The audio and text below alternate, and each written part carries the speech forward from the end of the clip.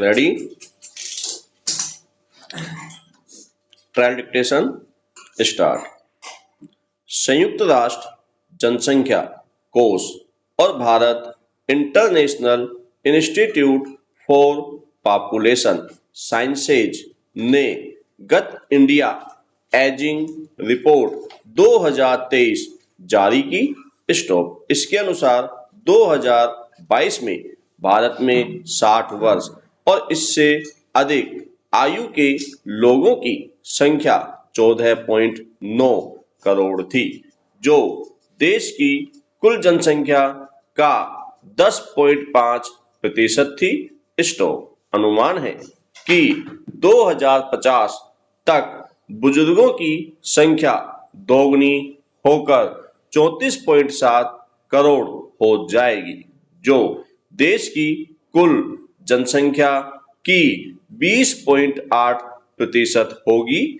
Stop. Report के अनुसार 2022 से 2050 के दौरान देश की कुल आबादी करीब 18% बढ़ेगी, जबकि वृद्धों की संख्या में 13.4% वृद्धि होगी। स्टॉप। खासतौर पर 80 से ज्यादा उम्र के लोगों की संख्या में 27.9% की वृद्धि होगी। स्टॉप। भारत में वृद्ध जनसंख्या बढ़ने का कारण भारत में जीवन प्रत्याशा का लगातार बढ़ना और भारत में प्रजनन दर में लगातार गिरावट आना है। स्टॉप। पैरा।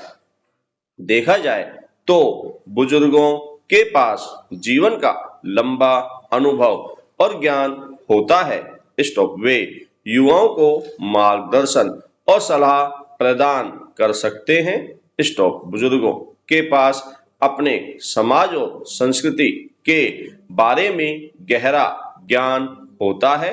स्टॉप। वे इन मूल्यों को संरक्षित करने और उन्हें अगली पीढ़ी तक पहुंचाने में मदद कर सकते हैं। स्टॉप। बुजुर्गों के पास बचत और निवेश करने के लिए अधिक संसाधन हो सकते हैं। Stop. Main dictation.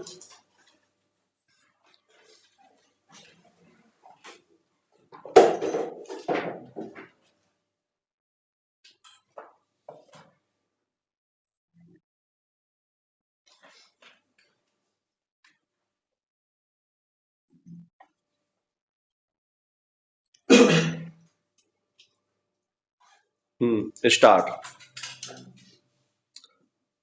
Ram Manohar Lohia जीवन के मात्र 57 वर्ष पूरे कर पाए थे कि 12 अक्टूबर 1967 को अचानक हुई उनकी मृत्यु ने परिवर्तन की समूची राजनीति को जैसे विराम लगा दिया। स्टॉप। देश में जोर पकड़ रहा समूचा समाजवादी आंदोलन उनके असमय निधन से प्रभावित हो गया।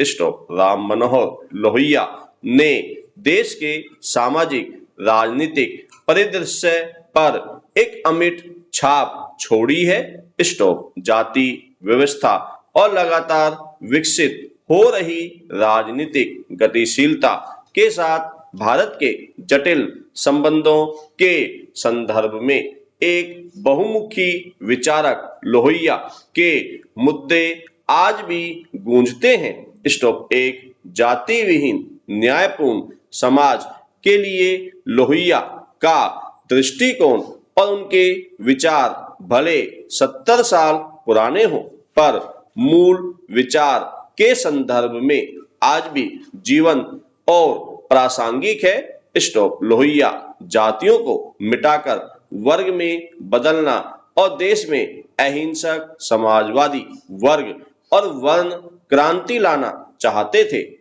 स्टॉप। पैरा। डॉक्टर लोहिया का जीवन और कार्य जाति व्यवस्था के उन्मूलन में समर्पित था। स्टॉप। उन्होंने जाति आधारित विषमता को एक गंभीर सामाजिक अन्याय के रूप में देखा और माना कि यह एक आधुनिक न्याय संगत राष्ट्र बनने की दिशा में भारत की प्रगति में बाधा है। स्टॉप। लोहिया का तर्क था कि जाति विभाजन ने सामाजिक असमानता को कायम रखा, जिससे लाखों लोगों को अवसर और सम्मान नहीं मिला। स्टॉप। लोहिया दरअसल अंबेडकर के जाति उन्मूलन के आह्वान से काफी सहमत थे। स्टॉप। उन्होंने जाति व्यवस्था को उसके मूल में चुनौती देते हुए एक तर्कसंगत दृष्टिकोण की वकालत की। स्टॉप। उनका मानना था कि सच्चा सामाजिक न्याय केवल जातिगत पदानुक्रम को खत्म करके और सभी को समान अवसर प्रदान करके ही प्राप्त किया जा सकता है। स्टॉप। पैरा। लोहिया का दृष्टिकोण जाति उन्मूलन से भी आगे तक फैला हुआ था। स्टॉप। उन्होंने आर्थिक समानता, भूमि सुधार और संसाधनों के समान वितरण की वकालत पर जोर दिया। स्टॉप। वे आर्थिक असमानताओं को जाति व्यवस्था के कारण और परिणाम दोनों के रूप में देखते थे। स्टॉप। राजनीति के प्रति लोहिया का दृष्टिकोण सामाजिक न्याय में निहित था। स्टॉप। उन्होंने हमेशा इस मुद्दे का समर्थन किया। स्टॉप। इस जड़ता को तोड़ने और भागीदारी की इच्छा जगाने के लिए उन्होंने कई राजनीतिक प्रयोग भी किए थे। स्टॉप। उनमें से एक ग्वालियर की महारानी के खिलाफ सुक्खो रानी जमादारनी को लोकसभा के लिए खड़ा करना था। स्टॉप। इस घटना ने देश के करोड़ों शोषितों, वंचितों और समाज में दलित अनुसूचित जाति के नाम पर एक निम्न क्रम से बांध दिए गए करोड़ों लोगों के मन में हलचल और राष्ट्रीय कार्यों में भागीदारी की भूख पैदा की। स्टॉप। ऐसा ही प्रयोग लोहिया ने रायबरेली में किया, जहां जवाहरलाल नेहरू ने दामाद फिरोज गांधी के खिलाफ नाई समाज के नंदकिशोर को खड़ा किया था। स्टॉप। पैरा। लोहिया ने पिछड़े वर्ग की परिभाषा में महिलाओं को भी रखा था और महिला में छिपी हुई क्षमता और योग्यता को आगे लाने के लिए सावित्री बनाम द्रौपदी की बहस चलाई थी। स्टॉप। जाति और सामाजिक न्याय पर लोहिया के विचार हमेशा से भारत के राजनीतिक विमर्श को आकार देते रहे हैं। स्टॉप। उनके दृष्टिकोण के कई प्रमुख पहलू आज भी समसामयिक और प्रासंगिक हैं। स्टॉप। शिक्षा और सरकारी नौकरियों में हाशिए पर रहने वाले समूहों के लिए आरक्षण की लोहिया की वकालत ने भारत में सकारात्मक कार्रवाई नीतियों की नींव रखी। स्टॉप। ये नीतियां आज भी भारतीय राजनीति का एक चर्चित और महत्वपूर्ण हिस्सा बनी हुई हैं। स्टॉप। लोहिया का एक महत्वपूर्ण सिद्धांत था कि योग्यता अवसर से आती है। स्टॉप। चूंकि देश के कई हजार के जाति वर्चस्व के काल में हाशिए की जातियों को अवसर नहीं मिला, इसलिए इनकी योग्यता या क्षमता का विकास नहीं हो सका। स्टॉप। इसलिए वे पिछड़े वर्गों यानी अनुसूचित जाति, अनुसूचित जनजाति, अन्य पिछड़े वर्गों यानी अनुसूचित जातियां, अल्पसंख्यकों की पिछड़ी जातियों तथा महिलाओं को विशेष अवसर देना चाहते थे। स्टॉप। उन्होंने नारा दिया था, पिछड़े पावे 100 में 60। स्टॉप। पैरा। कुछ लोग आजादी के 75 साल बाद भी आरक्षण के औचित्य पर सवाल उठाते हैं, पर हमें लोहिया के दृष्टिकोण से सोचने की आवश्यकता है कि क्या आज देश के राजनीतिक प्रशासनिक क्षेत्रों में हिस्सेदारी में समानता आई है और हजारों वर्षों से जिन्हें शूद्र कहा गया, क्या उनकी भागीदारी समतुल्य हो पाई है। यह भी देखना होगा कि 70 साल के आरक्षण के बाद भी क्या वंचित और पिछड़ा समाज वह हासिल कर सका है जो उसे देने की संविधान की मंशा थी, या जिसे दिया जाना लोहिया सामाजिक न्याय का आधार मानते थे। स्टॉप। लोहिया द्वारा समर्थित आरक्षण नीतियों ने उनकी प्रभावशीलता और संभावित कमियों के बारे में चल रही बहस को जन्म दिया है। Stop para. वंचित जातियों के लिए राजनीतिक प्रतिनिधित्व पर लोहिया के जोर के कारण पहचान की राजनीति का उदय हुआ। स्टॉप। कई राजनीतिक दल वोट सुरक्षित करने के लिए विशिष्ट जाति समूहों के साथ जुड़ जाते हैं, जो जाति आधारित राजनीतिक गोलबंदी में लोहिया के विश्वास को दर्शाता है। स्टॉप। हाशिए पर रहने वाले समुदायों के सशक्तिकरण में लोहिया का प्रभाव स्पष्ट है।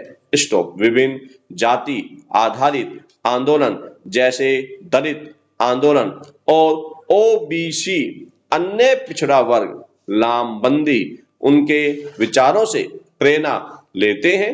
स्टॉप। लोहिया के समाजवादी विचार से प्रेरित होते हुए बिहार में कर्पूरी ठाकुर ने 1977-78 में मुंगेरी लाल आयोग की रिपोर्ट को ओबीसी यानी अन्य पिछड़ा वर्ग आरक्षण के रूप में लागू कर सामान्य न्याय की चर्चा को जन्म दिया था, जो एक वर्गीकरण था। स्टॉप। उसके कारण उन्हें भारी विरोध का भी सामना करना पड़ा था। स्टॉप। उनकी खुद की पार्टी के कई नेता कांग्रेस और जनसंघ समेत तमाम राजनीतिक दल उनके विरोध में आ गए थे। स्टॉप। वर्तमान जाति आधारित जनगणना की रपट प्रकाशित होने के साथ ही बिहार में एक बार फिर से सामाजिक बदलाव की शुरुआत हुई है।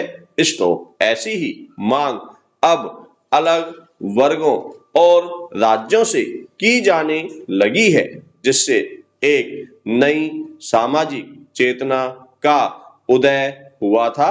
Stop para. दशकों की प्रगति के बावजूद देश में जातिगत भेदभाव विभिन्न रूपों में आज भी जारी है। स्टॉप। जाति विहीन समाज के प्रति लोहिया की प्रतिबद्धता सामाजिक न्याय की दिशा में काम करने वाले लाखों कार्यकर्ताओं और नेताओं के लिए प्रेरणा का स्रोत बनी हुई है।